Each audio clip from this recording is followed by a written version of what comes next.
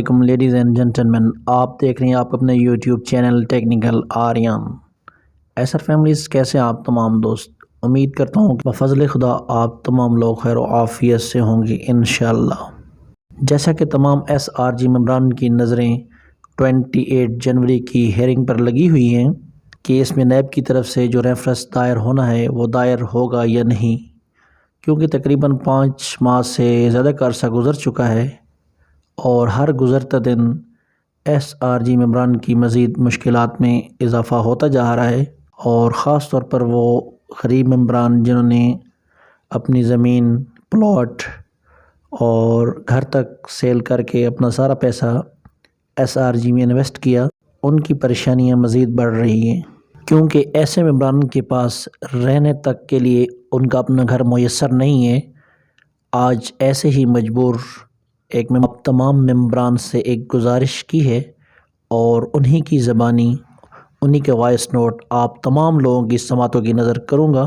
اس کو سننے کے بعد جو بھی مخیر حضرات ہیں وہ ضرور اپنی استطاعت کے مطابق ان کی جو بھی ہیلپ کر سکتے ہیں انسانیت کے ناطے ضرور کریں۔ تو چلیے وائس نوٹ کی طرف۔ السلام علیکم میرے پیارے بھائی بی فار یو کے ممبران، السلام علیکم۔ میرا نام عبدالحمید طاہر قریشی ہے، میں ملتان سے تعلق رکھتا ہوں۔ مجھے اپنی جائیداد لیتے لیتے 30 سال لگے تھے، جو میں نے ملتان شفٹ ہو کے اپنی ایک کوٹھی لی تھی۔ پہلے کاروبار اپنے کرتا رہا، ان میں لاس ہوتا گیا، یعنی میں کچھ نہ کر سکا، یعنی فلاپ ہو گیا۔ پھر ملتان آ کے شفٹ ہوا، یہاں میں 7 سال رہ گیا، یہاں مزدوری کرتا رہا، یعنی ایک سٹور پہ پیکنگ کا کام کرتا رہا۔ 7 سال کام کر کے میرا یعنی یہ کوٹھی تھی، میں نے وہ کوٹھی بیچی ہے، بیچ کے بی فارم میں 2021 میں لگائی تھی۔ 2 مہینے 3 مہینے پرافٹ لیا، اس کے بعد یہ فریز ہوگی۔ جیسے کیسے یوں سمجھ لے کہ میں گھر کا جو راشن تھا یہ بھی میرے پاس نہیں تھا، بچوں کے پاکٹ منی کچھ بھی میں نے گھر نہیں رکھا تھا۔ ایک بار بھی یہ اس میں انویسٹ کر لوں، اس کے بعد میں اپنا پرافٹ لیتا رہوں گا۔ بس آدمی کچھ کہہ نہیں سکتا بھی کیا اللہ کو منظور تھا کیا نہیں تھا۔ میں نے سارا کچھ اٹھا کے اسی میں ڈال دیا، حتیٰ کہ میں نے راشن بھی گھر نہیں رکھا تھا، کچھ بھی نہیں تھا۔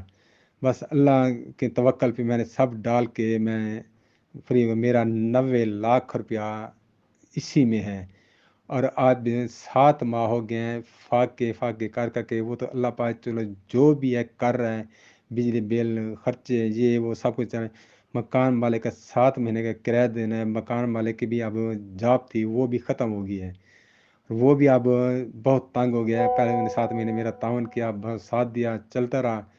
باقی تو جو نظام چلتا ہے اللہ پاک چلا رہا ہے، کھانا پینا تو اس نے دینا ہی دینا ہے۔ باقی چھوٹا موٹا جو ہے میں گزارا کر رہا ہوں جیسے بھی ہے، مزدوری بھی کوشش کر رہا ہوں، کر نہیں سکتا کوشش کر رہا ہوں۔ آج بھی گیا ہوں، کہیں کام نہیں مل رہا، امید ہے کہیں نہ کہیں کام ہو جائے گا، 10-12 ہزار کی سیلری مل جائے گی، مگر ابھی تک ملی نہیں ہے۔ اسی آدمی محتاج پہ چلو بی فاری آن ہو جائے گی، رن ہو جائے گی، مگر ابھی تک اب یہ تھوڑا ٹائم رہ گیا ہے۔ میرے حالات بالکل ختم ہو گئے، کوئی بھی نہیں ہے اس دنیا میں جو میرا ساتھ دے سکے، کوئی بھی نہیں ہے، جنہیں حتیٰ کہ یوں سمجھ لے کہ بس آدمی کیا کہے، نہ بہن نہ بھائی نہ عزیز نہ رشتہ دار کوئی بھی نہیں ہے۔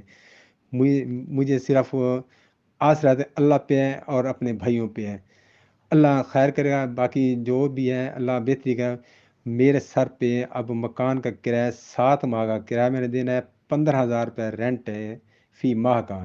یہاں سے شفٹ مکان مالک اپنا مکان بھی بیچ رہا ہے، سیل کر رہا ہے، اور اس نے مجھے کہا بھی آپ 2 دن کے اندر مکان خالی کرو اور پیسے دے کے مکان خالی کرو، یعنی 1 لاکھ روپے کچھ اس کا بنتا ہے، اور دوسرے مکان میں شفٹ کرتے ہیں 20-30 ہزار وہ بھی بنتا ہے۔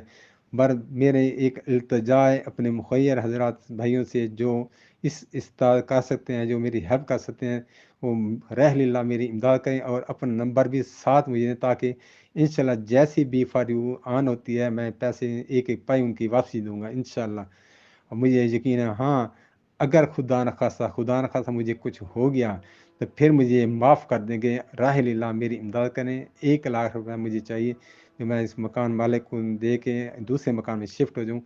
میرے 3 بیٹیاں، 1 بیٹا اور میاں بھی، ہم 6 افراد ہیں، ہمارا اور کوئی روزگار نہیں ہے، پائی کو محتاج ہو چکے ہیں۔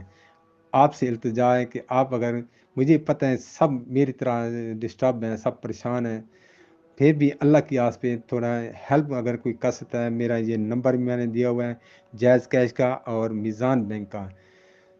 اچھا تو نہیں لگتا، دل بھی نہیں کرتا، مجبور ہو کے حالات سے تنگ ہو کے اتنا ڈسٹرب ہو کے، بس اللہ کی بہتری ہے، کوئی مجھے کچھ ہوا نہیں ہے. اللہ کی اس میں بہتری ضرور ہوگی، یقین بھی ہے، کامل یقین بھی ہے، انشاءاللہ بی فار یو چلے گی اور ضرور چلے گی.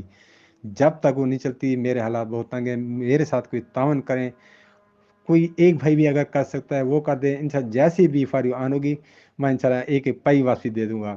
میرا اس میں 90 لاکھ روپے انویسٹ ہے اور میرا کوئی روزگار نہیں، کوئی وسائل نہیں ہے. یہی میری التجا ہے. بس جو کر سکتے ہیں آپ بھائی مل کے کر سکتے ہیں، جیسے کر سکتے ہیں. مہربانی، اللہ حافظ. میں نے کبھی وائس نہیں کی، کوئی کم.